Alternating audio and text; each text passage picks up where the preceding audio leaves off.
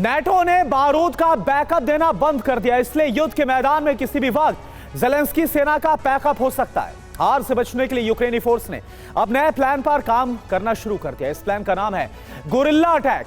रूस की धरती पर अब गुरिल्ला हमले शुरू हो गए। रूस के एयरबेस पर हमले शुरू हो गए। यूक्रेन के हमले में रूस का परमाणु बॉम्बर जल गया है। तो सवाल यही कि क्या ज़ेलेंस्की सेना का यह नया पैतरा काम करेगा?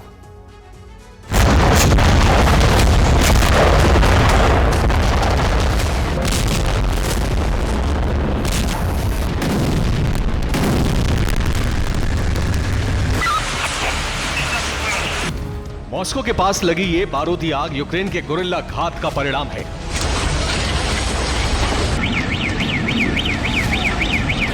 हारते ज़ेलेंस्की ने अब गुरिल्ला घात को ही युद्ध का नया हथियार बना लिया है।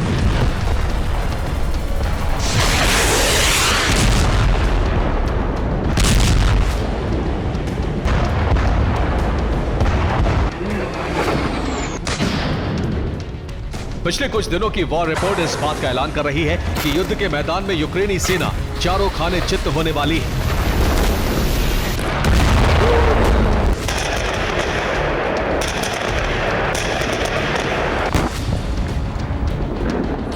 यूक्रेन के पास ना तो हथियार है, ना ही जंग लड़ने के लिए सैन्य। यूक्रेन अब सरेंडर के कगार पर पहुंच चुका है। इसीलिए ज़ेलेंस्की अपनी सेना से रूसी धरती पर औचक हमले करवा रहे हैं।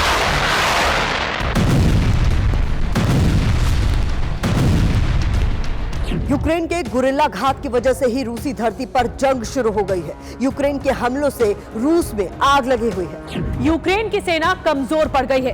बावजूद इसके ज़ेलेंस्की दुनिया के सामने ये दिखाना चाहते हैं कि यूक्रेन की ताकत खत्म नहीं हुई।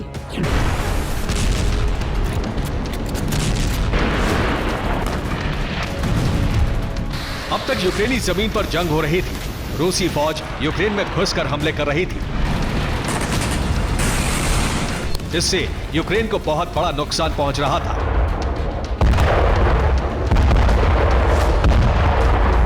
यूक्रेन कई महीनों से कोशिश कर रहा था कि युद्ध की आग रूसी धरती पर भी भड़के।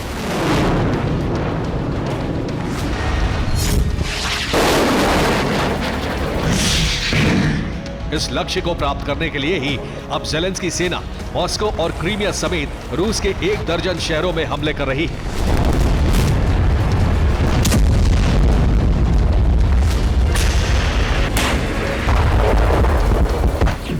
फोर्स एक हफ्ते से रूसी शहरों पर ताबड़तोड़ हमले कर रही है, जिसकी वजह से रूस में बहुत ज्यादा नुकसान हुआ है।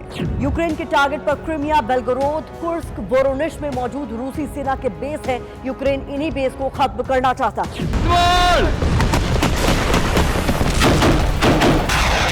पिछले 24 घंटे में यूक्रेनी फोर्स ने रूस के आधा दर्जन शहरों को दहलाने की कोशिश की।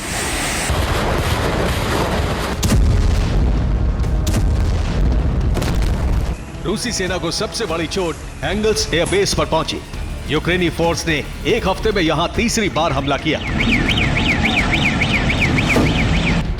यह एंगल्स एयरबेस की सैटेलाइट तस्वीर है।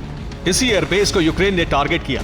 तस्वीर हमले के बाद की है, जिसमें रूस का Tu-95 बॉम्बर तबाह होते हुए नजर आ रहा है।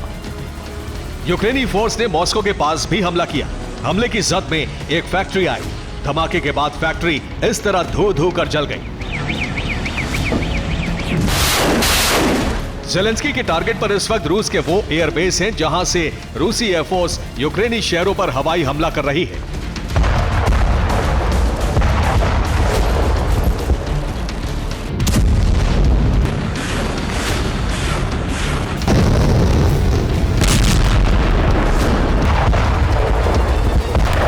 यूक्रेन रूस के कई एयरबेस को एक साथ उड़ाने की कोशिश कर रहा है। पिछले एक हफ्ते में रूस के 6 एयरबेस पर धमाके हो चुके हैं, जिसमें रूसी सेना को बहुत बड़ा नुकसान पहुंचा है।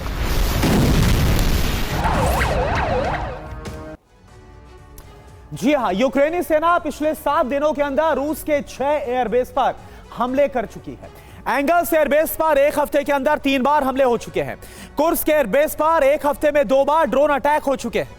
वोरोनिश एयरबेस को भी यूक्रेनी फोर्स टारगेट कर चुकी है। साकी एयरबेस पर 3 बार हमले किए जा चुके हैं। क्रीमिया एयरबेस की बात की जाए तो यहां पर यूक्रेन के हमले लगातार जारी हैं। ओरियोल एयरबेस को तबाह करने की कोशिश हुई थी, लेकिन इस हमले को रूसी एयर डिफेंस ने नाकाम कर दिया था। रूसी एयरबेस पर यूक्रेनी फोर्स जिस तरह से गुरिल्ला अटैक कर रही है, जिस तरह से हमले कर रही है, उससे पुतिन सेना काफी क्रोध से भर गई है। इन हमलों का अंजाम यूक्रेन का विनाश हो सकता है। रिपोर्ट आप देखिए। एयरबेस के साथ साथ यूक्रेन रूस के कई शहरों को टारगेट कर रहा है। पिछले 24 घंटे में यूक्रेन के ड्रोन हमले से रूस के कई शहर दहल उठे।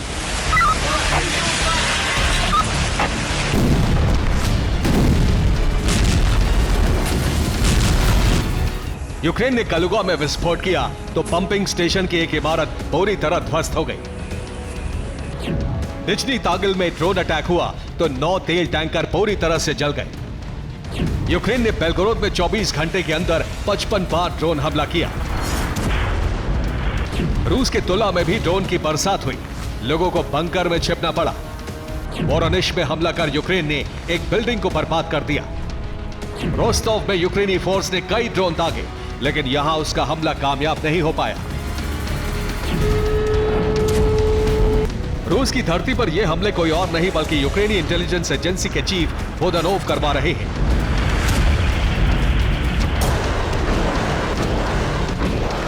रूसी जमीन पर बारूदी बारिश बोदानोव के वॉर प्लान का ही परिणाम है। रुस्तम की नाकामी के बाद अब ज़ेलेंस्की ने बोदानोव को कमान सौंप दी है। बोदानोव रूसी ठिकानों पर अपने जासूसी एजेंट्स के जरिए हमले करवा रहे हैं।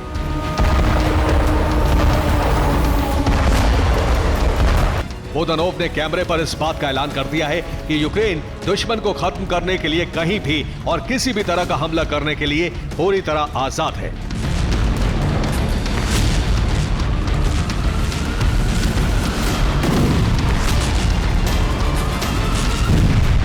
यूक्रेनी फोर्स हार की कगार पर पहुंच गई है। इसे लेकर ज़ेलेंस्की अपने ही देश के टारगेट पर आ गए हैं। युद्ध को लेकर पहली बार यूक्रेनी कैबिनेट में दो फाड़ हो गया है।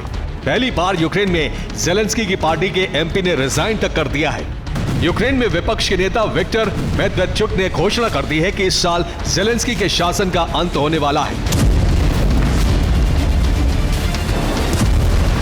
2024 में ज़ेलेंस्की को यूक्रेन की सत्ता से बाहर कर दिया जाएगा। ज़ेलेंस्की के पास न तो कोई सहयोगी है, न ही जरूरी समर्थन है। ज़ेलेंस्की ने यूक्रेन और यहां के लोगों के साथ गद्दारी की है।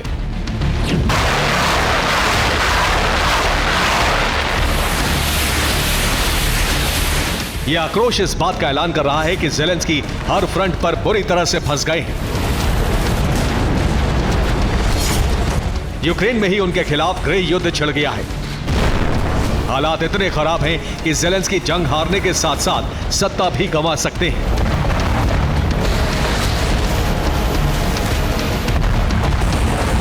Bureau report, TV9 Bharatvarsh.